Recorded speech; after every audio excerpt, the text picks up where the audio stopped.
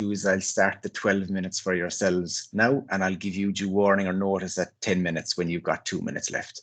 So I'll hand over to yourselves. Thank you. Great, thank you, David. Yeah, I'm Louise Kiernan. I'm here with my colleagues today, Kellie, Eoin and Niall, and we're going to just kind of run through our approach to our teaching, which is one of co-teaching and team teaching. So yeah, our programme is designed for health and well-being. It's a new MSc that started this year, so we're just going to describe our experiences as we came through the year. So you can move to the next slide on. So we had to very quickly move from what we'd normally do is studio teaching, normally in a studio environment where we're facilitating students to work on design projects. So we had to quickly move to online. So just as an example of some of our students, so we use Teams, but we also use an online platform, Miro, I'm sure you're all familiar with it, to try and recreate that online experience. You move on there, Eoin. So the team is made up of myself, Niall, Kellie, Eoin and Murray McMahon. And what we have found out, we really find that working as a team really advantageous for several reasons. I suppose it keeps us fresh. We, you know, as we're teaching students, we find that it's really important that we're learning ourselves. Design is an ever evolving field, rapidly evolving, and just to ensure that we're not stagnating, we're rapidly learning from each other, and we feel that really helps our students to learn also. You can move on there, Eoin. So our approach, we also feel that teaching within modules can often create silos. So we wanted to remove that silo effect of students going from one module to learning something different in another module, where these modules are quite disjointed from each other. So our modules follow the design process. So we start with design research, we move then into ideation, concept development, and then the final design project for students. So all tutors are teaching across all of these modules. So students are able to start a project into design research, bring it through to ideation, and then on to concept development. So we're keeping that cohesiveness and consistency between modules. So and that replicates what happens in industry, where projects are much more long-term, so students get to progress through them that way. So I'll hand over to my colleague there, Eoin. Perfect. The light just went off above me. I don't know if you noticed that, but we'll roll on anyway. So during COVID-19, we were able to maintain two key aspects of the MSc. So that's clinical immersion and industry-led design briefs, which are two major components of the course delivery. So we have clinical immersion, whereby our students go into a specific hospital area and engage in a bottom-up design approach. So they gain familiarity with the environment and develop their own list of needs and opportunities through rich observations that they can then take forward. We then have the industry collaboration, whereby an industry leader gives our students an already established need from the top down, so that they can engage with industry demands in real life scenarios, actioning needs and generating novel concepts. So this empowers our students to apply the design skills in new environments, as opposed to being so familiar with that environment to begin with. So we find, for instance, that maybe a lot of clinicians would utilize workarounds instead of actually implementing new products or practices to enhance patient care. And our students can actually identify those real needs in those spaces and design for them. And we as tutors as well benefit through upskilling into these quite detailed clinical areas. So for clinical immersion, this year our students were immersed in the maternity department of UMHL, and they acquired hundreds of rich observations that they then filtered to robust needs to take forward, and they were progressed then through the ideation and concept development. At this point, when they had some well-resolved concepts, we then presented them back to the clinicians at UMHL for evaluation and advice on further development. Their expertise at this milestone stage not only gauges the robustness of the concepts, but also offers insights on how to progress them further and bring them into reality. The outcomes of the clinical immersion are the real-world practical experience that the students get, as well as the expert evaluation too. For our industry collaboration, we had two design briefs presented by BD. These were very granular, well-identified needs relating to breast biopsy and laser lithotripsy. We limit the knowledge that the data provided by the company to empower students to go broad in their ideation while still adhering to industry deadlines, rigor, and the design process itself. Our students progress these briefs, ideating and developing concepts through sketches, prototyping, testing, to a point where we are able to present these back to the high-level management and R&D engineers at BD for evaluation. Our students generated some novel concepts as well, some of which BD may decide to progress further. So this is a win-win for both the company and our students in terms of the expertise that our students get and the potential progression of the outputs. Thanks, Eoin. I'd like to talk about the diversity of the project briefs and the relevance in guiding the students through a rigorous learning experience. We set in-house briefs where students learn to explore from first principles in a supportive and generous environment where tutors and peers discussions guide learning. Out-of-the-box experience brings students through a process of purchasing health and well-being products in pharmacies, developing an approach to understanding user experience, from finding the product to unboxing it and setting it up and the first-time usage. First-hand approach allows students to redesign the experience and address the needs identified in the research phase.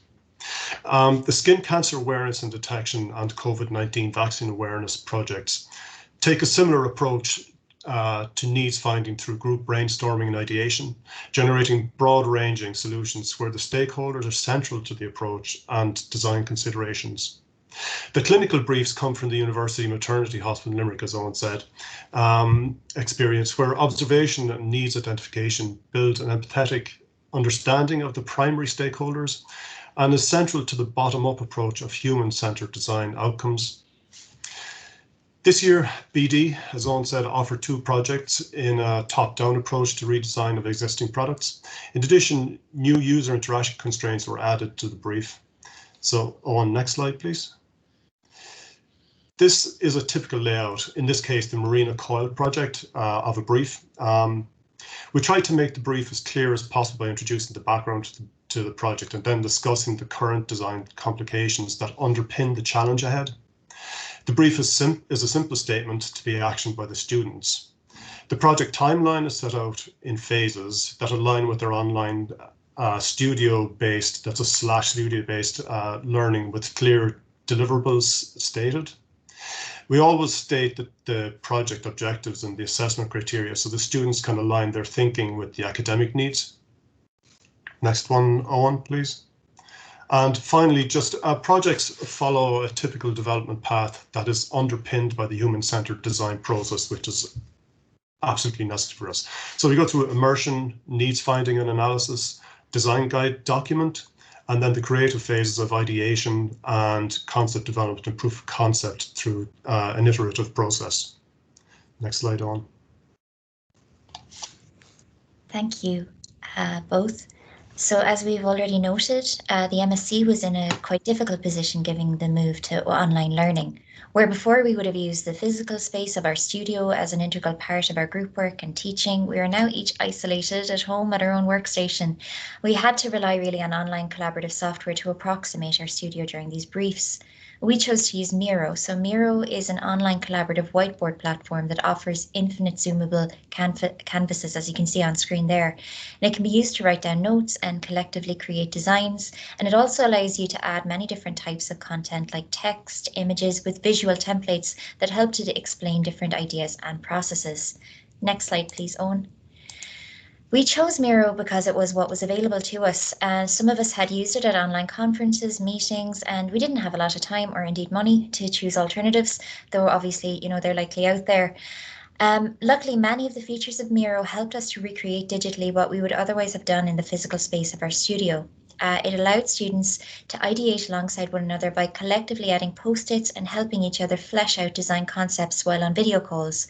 On campus, we would have done this with whiteboards, post-its, paper, but here the students could also copy and paste in example images and links.